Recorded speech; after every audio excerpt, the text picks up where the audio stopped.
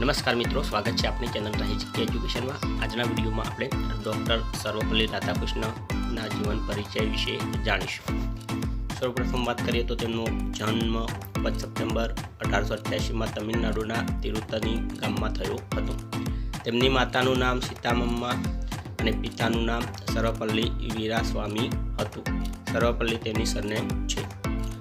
તેમની પત્નીનું નામ શિવકામુ હતું।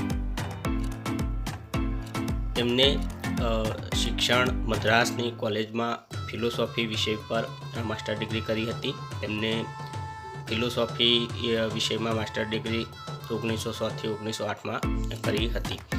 ત્યારબાદ આગળનો પ્રશ્ન કે તેમને પુરસ્કારો કયા મળ્યા હતા? તેમને ભારત રત્ન પુરસ્કાર 1954માં ભારત રત્ન મળ્યો હતો અને 1975માં ટેમ્પલ્ટન નામનો એવોર્ડ મળ્યો હતો।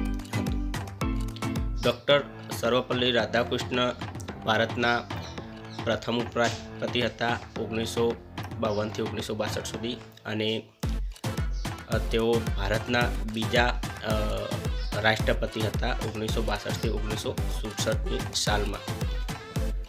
ડૉક્ટર સર્વપલ્લી રાધાકૃષ્ણની યાદમાં જે ભારત દેશમાં 5 સપ્ટેમ્બર દર વર્ષે 5 સપ્ટેમ્બરના દિવસે શિક્ષક દિવસ ઉજવવામાં આવે છે।